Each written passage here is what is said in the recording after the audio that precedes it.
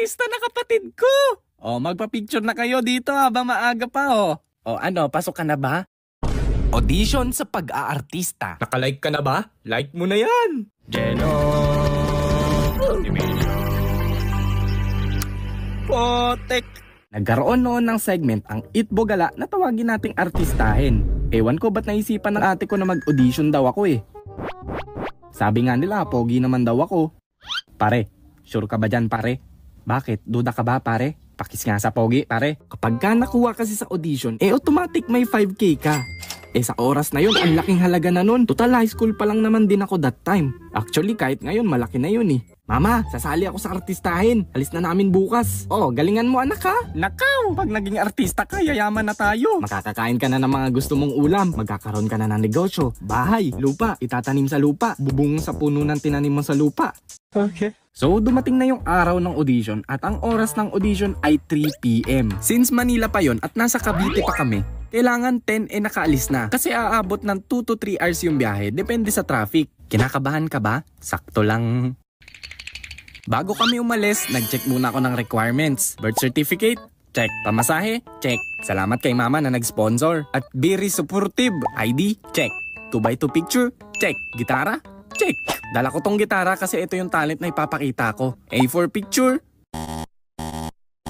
Hala! Wala pa akong picture na portrait. Di dali-dali ako pumunta sa kuhaan ng picture pero since may mga nauna sa akin magpagawa, medyo maghihintay ako. At time check, 10:30 na yun. Tuliling, tuliling. Hello anak, ano, matagal ka pa? May mga nauna pa eh. Yan na nga ba sinasabi ko eh. Sabi ko ayusin mo na mga requirements mo, di ba? Tingnan mo anak ka, nakaw, magiging artista ka, yaman na tayo. Nakakain ka na mga gusto mong ulam.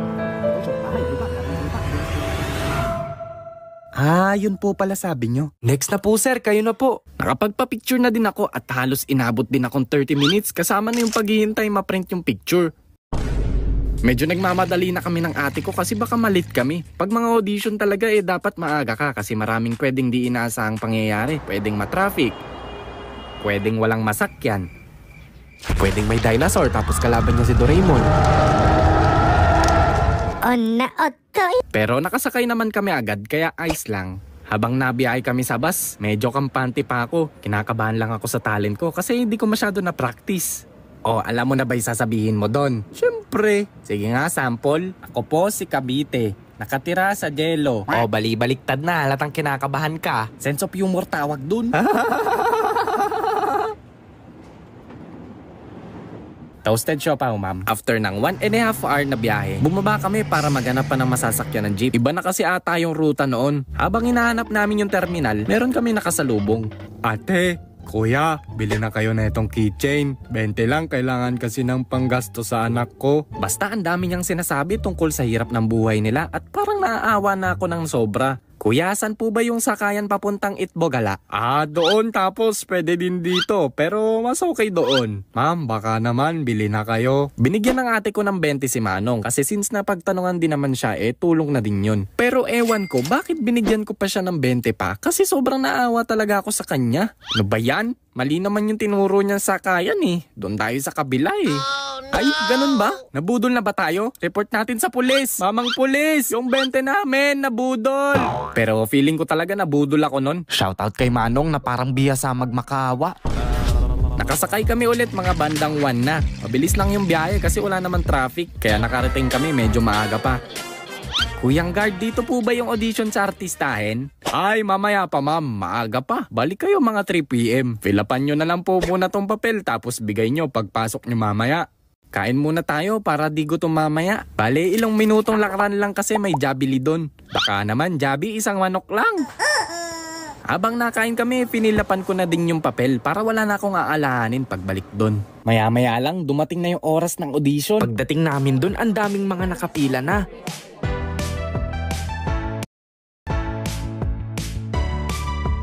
Binigay ko na nga din pala yung pinilapan ko. Galingan mo ha. Good luck. Ayos mo ka pag may camera na.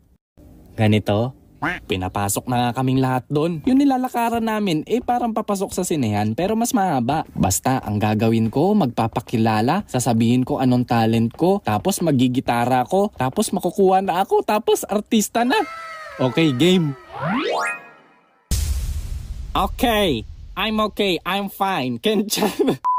Pre, alam mo na ba yung chismis? Ano yun? Alam mo bang 90% ng nanonood ngayon sa'yo ay hindi nakasubscribe sa channel mo? Hala, kawawa naman ako. Kawawa naman siya oh. Subscribe na kayo para swertein kayo everyday. Turn on mo na din yung notification bell para pag-upload ko na, makikita mo agad. Okay, kayong lahat ganito gagawin nyo ha. Lalakad kayo sa gitna, ngingiti kayo sa camera, sabay 3 seconds, posing, then lakad paalis, okay? Okay, go! Isa-isa na nga silang rumampa, lalakad, poposing, ngingiti, tapos napansin ko yung iba pagbaba ng stage pinapapunta nila sa gitna. Yung iba naman sa dulong side ng mga upuan. Ba't kaya nila hinihiwalay? Oy, next! Ikaw na, Totoy. Okay, lakad. 1, 2, 3, smile sa camera. Okay, tama na. Ama ka na. Doon ka na, pwesto ka na doon. Bale, isa ako sa pinapwesto sa dulo. So naisip ko, baka hinahati yung grupo namin tapos maglalaban-laban. Habang nanonood, may nakita ako doon na sobrang pogi.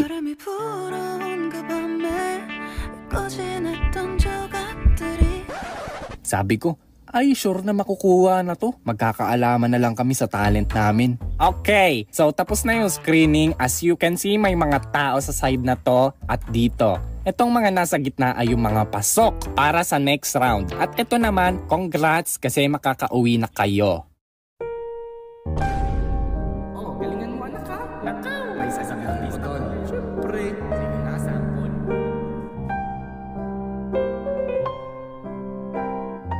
Kaming mga di nakuha, pinalabas din agad. Binalikan ko lang yung gitara at requirements sa upuan ko tapos umalis na din agad. At dahil yung mga guardian namin and parents ng iba sa labas lang naghihintay, nagsigawan sila na sobrang tuwa. Tas mga nagtatanong kung pasok na ba? Artista ka na ba? Help me! Wow! Artista na kapatid ko! Magpa-picture na kayo dito habang maaga pa pasok ka na ba? Hindi.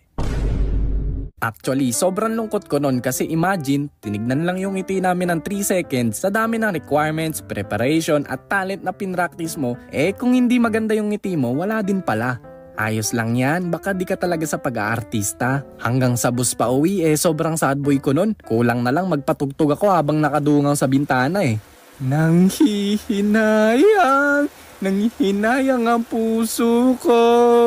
Dinala ko pa yung gitara ko. Di naman pala magagamit to. I'm okay, I'm fine. Pero masaya pa rin ako kasi hindi nga ako artista, naging artist naman ako sa parang pagdodrawing at animation.